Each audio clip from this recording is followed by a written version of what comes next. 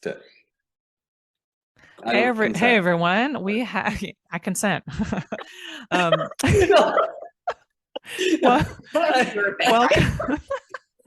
Well, Zoom thing popped up. Anyway, welcome to Tattoos and Toddlers, a new podcast for people that are in business. They have kids, they're running around, they're juggling kids and life, and some of my guests will have tattoo stories that I cannot wait to share with you. Now, I have a very unique situation today, as this is a last minute substitution, but nowhere near a last minute in energy, folks. I have Brian and Lindsey with me, but here's the thing, they don't have tattoos at all, but they're certainly talking about them. So I'm very intrigued by this. So let me throw it over to Brian and Lindsey. Go ahead and introduce yourself real quick. Okay. Lindsey, I feel like I'll go on forever. You can explain it. So we are Brian plus Lindsey. There we go. We've been married for nearly 18 years. It's less than a month until our 18-year anniversary. So I'm just going to go ahead and just say that. Congrats. And we have been photographing weddings just as long, actually. Yeah. My roommate at the time was actually getting married 2 weeks after we did. So we got back from our honeymoon and Brian shot his first wedding. And then I was a bridesmaid there. Yeah. And then I went along with him to all the weddings and then eventually just picked up the camera myself. Yeah. And so here we are. We've done a lot. We do everything. Yes. Because we feel like you should only be really doing what you love. Mm-hmm. I think we chase a lot of things in life that are what everybody else is doing. And I feel like we like choosing the things that chase us. Yeah. Whatever brings passion, that's what we photograph. And I love that. And this is a good segue into a large part of this podcast theme is that juggling being a parent and starting a business or having a business. What's a couple of stories that you could let the listeners in on today about what it was like for y'all to, not only have one, but two, but three, but four children and have a working life balance with that, or integration, shall we say? Can you share with me a couple of stories on that, on the parenting mixed in with your business aspects? Yeah. So when we first got started, it was just kind of like I was mainly a stay-at-home mom. Yeah. And then I would just help with the emails and all that kind of stuff, and then I would attend weddings. Luckily, we had a good enough community up in Wisconsin where we got started, to where I was able to find a teenager that would babysit our kids for $5 an hour. So our girls were amazing and all this kind of stuff, and it was just really fun. But then, like when we moved down here to Atlanta, that was actually the most challenging, because I thought that we were going to have the support of my family, because that's where I'm from. I'm from Atlanta, and I had a brand new baby. Bravery was born 9 weeks early. So there was a lot of like medical issues with it as well, just with feeding and stuff like that.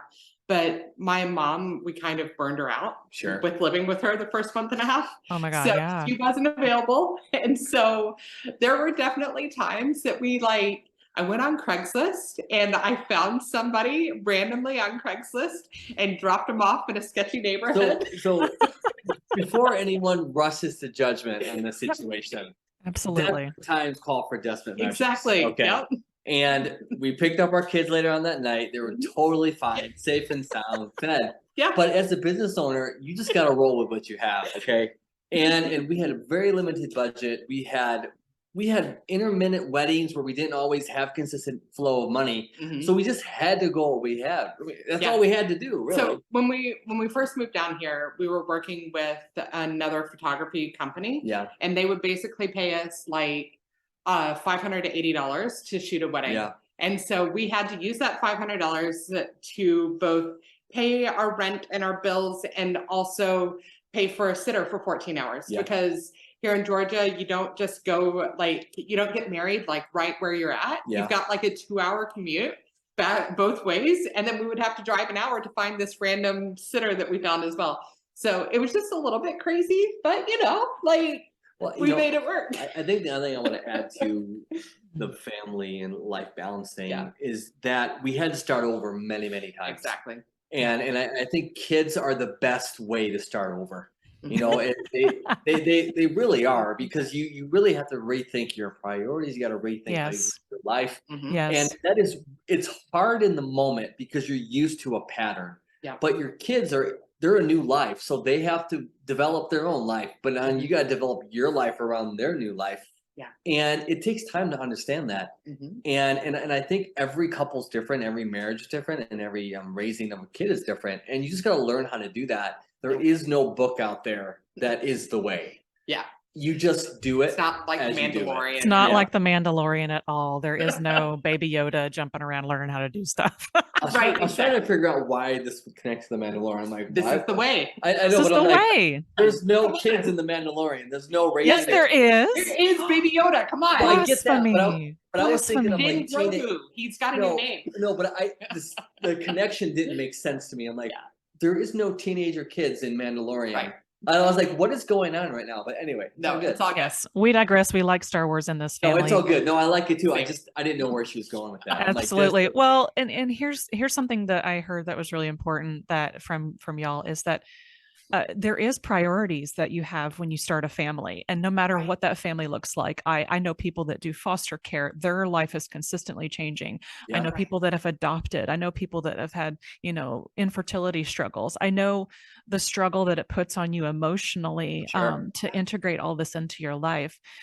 So I thank you for sharing that story, because it really does open my eyes up to you got to work with what you have. And especially I totally resonate with how much you guys moved physically, like you're state to state to state.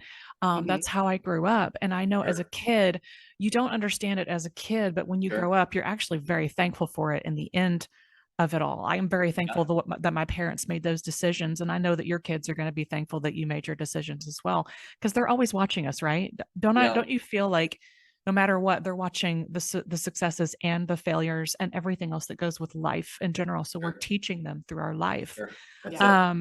Anything else you want to say to that topic before we move on to the topic of you not having a tattoo and then needing to go get one? I think one secret I learned is, even though in the moment we didn't realize it, but we were exposing our kids to new worlds. And I really think it's important to let your kids have that experience. Is that let them know where you're at, let them know what you're going through, and let them experience new people and new environments. That is that. It's almost like the emotional way of grounding. It's like, what is that when kids like walk in the dirt and they can feel the dirt on their feet? Grounding. Literally grounding. I feel like new environments should be grounding for our kids. The more grounding experience they have, the more they know the environments, the more well-rounded they are. You don't want them to just be one way. You want them to know all backgrounds, all experiences. And I feel like that's what they've experienced with that. They've experienced Wisconsin, they experienced Georgia, they experienced all these different places. But I feel like that's the grounding, I think, as parents, that we should be doing for our kids. And they also have experienced entrepreneurship. They know what it's like to be in lack. They know what it's like to be in plenty. They know what it's like to be in between. But they know what it's like to actually work for yourself. To be on a Zoom call like this, and then to come in, our son stole Brian's phone for a second there, and he knew to sneak in really, really quietly, steal it, and then sneak right back out and all that kind of stuff. So I think that's monumental too, is that my parents didn't show me that example of entrepreneurship and owning your own business. I just saw them work for other people. It doesn't mean that it's a bad thing. It just means that there was an example that I didn't have in my life, that eventually I had these amazing examples come into my life of what it was like to be a working family and have a family integrated into your, some people are serial entrepreneurs, right? They have to do it. It's in their blood. So I love and appreciate all these different backgrounds that I've been so far having on this podcast, but also I have to know, what is the story behind y'all not having tattoos yet? I feel like y'all are the kind of people that should have some. What are you going to get? What is the thoughts and plans behind that? I think Lindsey might have two different stories. So I'll just tell mine. Yeah, let's do this. I think it's about the opportunity naturally presenting itself. We've desired it, we've wanted it, but it hasn't naturally appeared. People have given us recommendations, we've had thoughts of doing it, but it just hasn't naturally progressed in that direction. So it's but it's caused me to realize that I really want a certain kind of tattoo. And I think that's what's kind of established in me, is I desire one. But I desire it so much differently than I think just flippantly just going to get one. So I'll let Lindsey tell her It's basically, it's just practicality. Yeah. We've never had the money to go get one when we had the time, and we've Yeah. never had the time when we had the money. Yeah. So that's literally It's what weird. it is. It's really weird how that happens. It's literally You have what to it is. schedule it on your calendar. Yeah. Yeah. Exactly. But I guess that thing is, it's like, I don't know if I love the spontaneous of it because it's a permanent thing. Mhm. And I don't really want it to be spontaneous. And I think it's like I said a second ago, is I've been waiting for it to happen, but every time I know the idea pops in my head, I feel better about it. Yeah. So I feel better about it going on my body permanently because I've taken the time to think about it. Yep. Plus, now that we're older, like, you know, we're in our 40s, Yeah. so they'll be fresh when we get old, you know? The face tattoos we're gonna get. This is I'm sure this is a common misconception too. I feel like there are at least two different kinds of people. The ones that are very organic and just go get it done. And then there's those who, I believe it or not, I am one of those who has very much thought out most of her tattoos. Sure. And each one of them has a meaning and a memory behind it. And I still haven't gone through all of my tattoos yet, but here recently, one of the newest and most visible one, I had the idea, but I'd been sitting on it for like 6 months. Sure. And then I was like, you know what? Today is the day. And I got in the car and I took all the drawings that I had been accumulating. I took all the ideas and I was literally drawing it almost on the way to the tattoo parlor, ready to meet the artist because I knew the artist would sit with me. Well, kind of, sort of, while I'm driving. You know, you can do some stuff at a stoplight, you know? Yeah. Okay. That's true. Yeah. But I can like download things and then write down on a piece of paper, like on the way to the tattoo parlor, knowing that once I got to the artist, because I've had so many tattoos, artists really like well, first of all, they want to know what you want, but they also don't mind the banter back and forth to get you to where you want to go.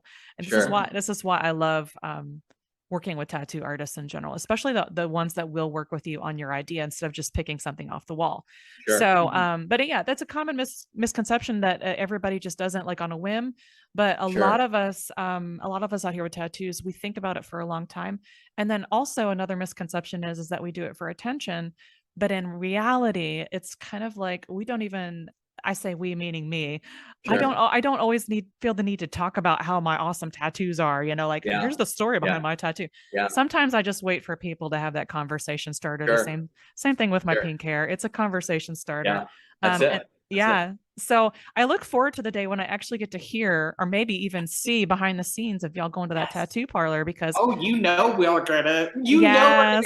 Hey, we're gonna do real all this kind of FYI, stuff. I'll be there in October, so maybe we could hook something up. Maybe we can get like a 3-piece tattoo, you know? Yeah. Like a piece of the puzzle. Like an alligator. Like I'll get the tail, Lindsey will get the middle, and then you'll get the mouth. And then we'll all get together for an alligator. You know how funny that would be? That'd be so great. Genius. Well, like a little tiny one. You know what I mean? Like a little baby one. Like oh my gosh. Yeah, it's right here. Or the one that you can make a fake mustache, put it on your finger and make a fake mustache.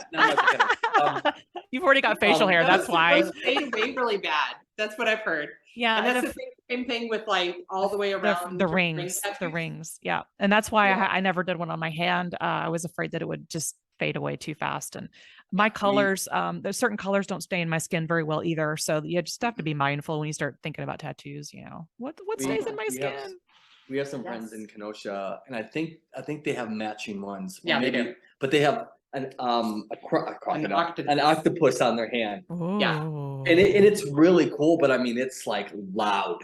Mm-hmm. And the thing is, like, I don't think I would do that. I don't know. It's just really loud to me because like I like looking at my hands. Like anyway, whatever. I know what you think it would be painful, but I do want to get because I lost my wedding ring. Yeah. And so when I was in the hospital with Bravery 7 years ago, and I'll get little replacement ones, you know, cheap whatever thing, and then they just some silicone. Yeah, exactly. So then I want to get just a little, like I'm thinking like B+L. You know what I mean? Just like that would be so sweet. There. Just a little cute one, whatever. No. It's going to happen at some point. I don't know if I want to do that. That's so funny. Yeah, he doesn't have to. I just want something completely original. So I'll tell you what I'm going to do. And this feels so good because it connects to our life from the beginning and to where we're now. Is that I literally want to get like a thin line all the way around my arm that has little spaces in it. And each space represents my kids. So I have 4 kids. So it's kind of like the, I think of the song like where the circle go Unbroken. And I think like when the circle's unbroken, it's complete. And the thing is, to me, it's like the lines, the spaces. There'll be 4 lines, 4 thin lines. Well, it's going to go all the way around my arm, but each line is going to be maybe a different size, but there's going to be space in between each line. And each one of the lines represents the kids. Because I'm complete with my kids. So, I love that idea. I like life verse right here on the back, on my back shoulder. I think you put the whole Bible from the head all the way down. Like the nothing wrong with doing the whole back. I know, right? No, for real. Eventually, that's the whole thing. Like we will be very tatted when the time is right. We just haven't gotten there yet. I believe in spontaneity, but I feel like because it's so unique and it could be time consuming, is that I just want to get it done. I don't want to be like the super complicated process. Yeah, I think the simpler the better. And like I was saying, depending on how much detail the artists know what they're doing. And it's once you go in, you can't not get another one. Just gonna say that out loud. I know that all my tattoo friends are shouting from the rooftops right now because we all know we can't just go back for just the one. So anyway, I want to kind of wrap it up today. If there's anything else that we want to wrap up with, any insight or inspiration for anybody listening today that's a business owner and a parent and juggling all the things, or even thinking about getting a tattoo, I think we've covered so many amazing things so far. So any final thoughts? I think for me, I always like to be inspirational, is be kind to yourself in whatever season you're in. Don't put so much pressure on yourself to perform with excellence. You want to present yourself in confidence. Excellence, confidence isn't the same thing. And I feel like the more confident you are, the more excellence comes out of you because you're confident and excellent in who you are. And that's what I'm learning in our business, is that just be me. No one else can be me. And the more I'm comfortable with who I am and how I express myself, I think the more the excellence that comes out. Excellent. Lindsey, any final thoughts? Maybe to some give yourself grace and just make it work.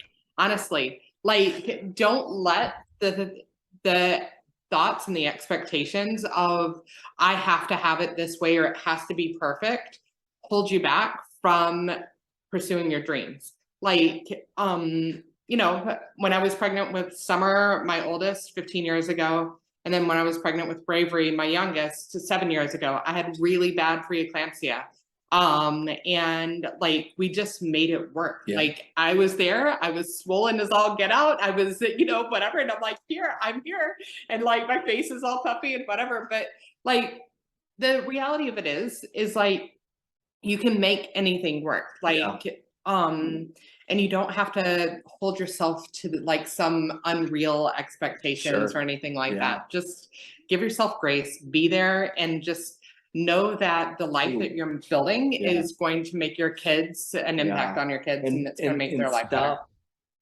Treating yourself like you are your own worst critic. You should become your world's best encourager. Find ways to encourage yourself. Instead of being your own critic.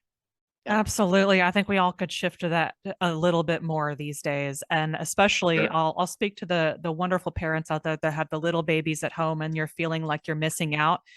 You're still there. You're still with us and we are rooting for you. So this is Jen. Again, I'm here with, I was going to say it wrong, Tattoos and Toddlers today. So I really hope that you join us on the next episode. My co-host Kacie, or I keep saying Kacie will be back very soon with me. She has a 9-month-old and we are learning so much from being an event planner and also having a little baby. So we will talk to you soon this week, and I'm going to go ahead and stop recording.